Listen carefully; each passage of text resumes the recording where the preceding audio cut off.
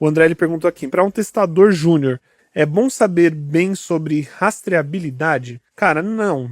Tipo, o que você quer dizer com rastreabilidade exatamente, André? É uma boa pergunta, mas eu queria entender o que você queria dizer com isso exatamente. O que seria saber sobre rastreabilidade?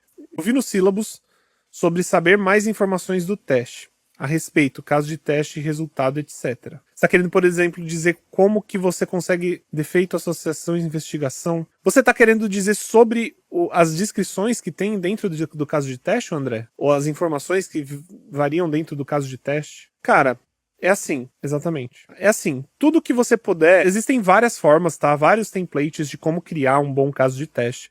Obviamente, né, o sílabus, inclusive, ele tem aí uma ótima descrição sobre isso. E ele é bem detalhado. No dia a dia, o importante, né, sinceramente, eu não sei se tudo que está lá é viável saber para um júnior, entendeu? Cara, na verdade, tudo é viável para um júnior saber. São informações sobre aquele teste que você está fazendo que você vai ter que colocar em prática dentro do seu caso de teste, tá bom? E por quê? Porque quanto mais informações que você tiver dentro do seu caso de teste, muito mais fácil para o desenvolvedor encontrar aquele bug. Tá certo? O sílabus ele vai colocar com certeza uma lista de coisas absurda para você estudar, não só para você estudar, mas para você colocar, justamente porque aquilo é o melhor possível. É o melhor cenário de caso possível para você colocar dentro de uma descrição, né? Dentro do sistema em si. Dentro do sistema não, dentro do card em si. Então, exatamente, é muita coisa. Só que é importante que você saiba ponderar. Às vezes não é tão necessário essas informações. Às vezes, por exemplo, tem informações que você vai acabar repetindo muito. Como, por exemplo, vamos imaginar que você vai trabalhar com uma aplicação que seja, às vezes, desktop, Windows, e você só testa ela para Windows, por algum motivo, tá? Eu só tô dando um exemplo. E aí você vai colocar lá qual que é, por exemplo, a plataforma que você está testando, com certeza vai ser o Windows. Então existem várias dessas informações que às vezes elas não vão ser tão necessárias para aquele momento que você está fazendo a automação, ou desculpa, naquele momento que você está descrevendo aquele caso de teste, justamente porque são informações repetidas. Talvez você possa incluir ela, por exemplo, essas informações mais repetitivas dentro de alguma descrição sobre o board de casos de teste que você tem. Faz sentido? Eu vi muita coisa mesmo. Ah, beleza, é isso que eu queria saber mesmo. Mas é isso mesmo, André, fica tranquilo.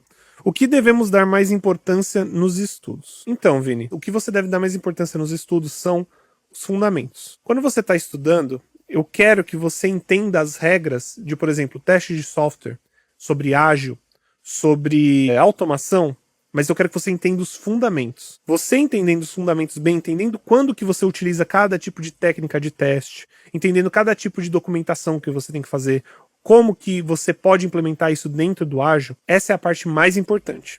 Óbvio, você vai ter que aprender também automação. O que te faz passar em entrevistas, tá? O que te faz passar em entrevista é como que você consegue aplicar esses conceitos dentro de um time, tá bom? Essa é a parte mais importante. Parte mais importante. Deixa eu ver aqui. O André, ele falou aqui, beleza, é isso que eu quero saber. Aí ele falou aqui, ó. Sim, às vezes eu penso que é importante saber mais, mas é muita repetição mesmo. Acho na prática é mais simples.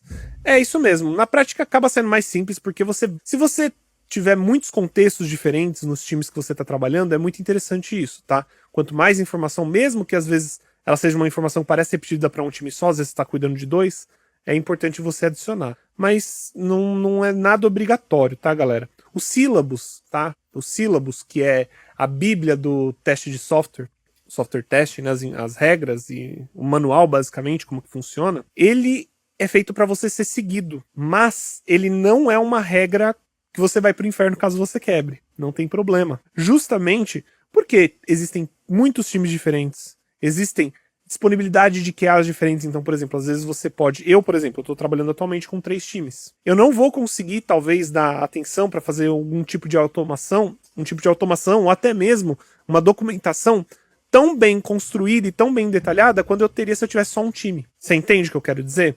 Então, você tem sim que saber, você como QA, você como tester, né? Tanto faz, não importa o nome. Você tem sim que saber quando que utiliza essas coisas ou não. Qual software você indica para ajudar com a automação nos testes? Como assim, ajudar com a automação nos testes? Você está falando de testes automatizados? Ou você está falando tipo, de ferramentas de automação de teste ou ferramentas que ajudam na automação de teste? André falou aqui, ferramentas de automação. As ferramentas de automação que você precisa, André, as mais importantes, as principais do mercado, eu diria, as mais importantes não, né? Seria Selenium, Cypress ou Playwright, tá? Appium também para mobile. Mas eu indicaria você começar com Cypress, 100% do tempo. O Vini falou, temos a obrigação de dominar alguma ferramenta de API, tipo Postman? Obrigação não. Você consegue emprego trabalhando como QA, mesmo se você não souber, por exemplo, Postman, ou se você não souber Cypress ou nenhuma ferramenta de automação. Dá para trabalhar só com testes manuais, tá bom?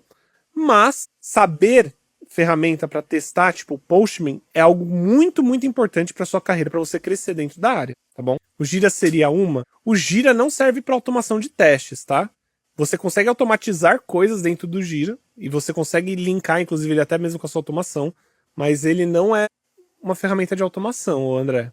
O Gira ele é uma ferramenta de gerenciamento de issues, né, de gerenciamento de cards. A Rebeca falou aqui, meu problema é justamente esse, criar os casos de testes, sem nem por onde começar. Rebeca, o importante, tá, quando você está criando os casos de testes, quando você está tentando entender como o sistema funciona, é a parte mais difícil, porque você tem que aprender sobre o sistema. E aprender sobre o sistema você só consegue aprender com o tempo e usando ele, né? Usando, vendo como que serve. Por exemplo, a primeira vez que você abre aí um aplicativo novo, como por exemplo o Nubank, sei lá, né? Imagina que você nunca viu o Nubank antes e você começou a utilizar ele. Você vai utilizar ele super lento e vai descobrindo as coisas devagar. Agora, vamos imaginar que você já testou o sistema do Nubank.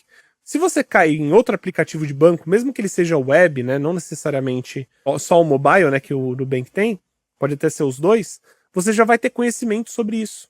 E isso vai te ajudar muito, né? Esse tipo de experiência ajuda muito. E é por isso, né, que principalmente na mentoria e também no curso, eu peço para que vocês sempre me acompanhem fazendo casos de testes, também tentam fazer os seus próprios casos de testes, justamente porque isso faz parte do conhecimento. Quando você aprender um sistema, para você utilizar informações e conhecimentos que você aprendeu sobre as features daquele sistema funcionando, tudo isso vai ser transportado para o próximo. E você só vai aumentar seu arsenal de conhecimento sobre features e como elas funcionam. Às vezes você conhece uma feature, sei lá, vamos imaginar aqui sobre dois bancos, o aplicativo do Nubank e o aplicativo da Digio, né, que é outro banco digital. Vamos imaginar que você testa um tempo da Nubank e depois você testa um tempo da Digio.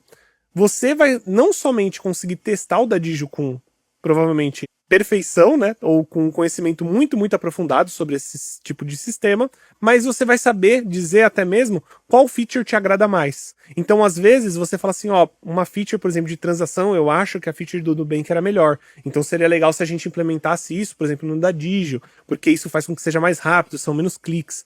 Tudo isso é importante. O Adilson falou aqui, Mene, eu vi o material que você disponibilizou para a introdução do seu curso e achei excelente. Se tiver dedicação e aplicar o que fala, a pessoa terá sucesso, mas em nenhum momento você disse que é fácil. Não é fácil, exatamente. Não é mesmo fácil. E assim, eu vou ser bem sincero, não é difícil também. O ponto é que às vezes mudar, principalmente para as pessoas que estão mudando de área, para as pessoas que estão fazendo migração de carreira, elas ficam ansiosas, né, e têm medo do que é novo. E às vezes é muito novo para elas mesmo, tá? Às vezes ela tá lá estudando e ela vê que aquilo lá é completamente diferente. Mas, gente, sinceramente, a área de qualidade, ela é, na minha opinião, ela é a área mais fácil de se iniciar dentro de TI. E assim, eu falo na minha opinião, mas eu realmente acho isso. E é por isso que eu acho que entrar na área de qualidade hoje é super, super possível, se você se esforçar, estudar, conseguir fazer isso em 60, até mesmo, tipo, em 30 ou até mesmo em 60 dias. Você consegue migrar para a área nesse meio tempo, caso você consiga empregar isso com veemência.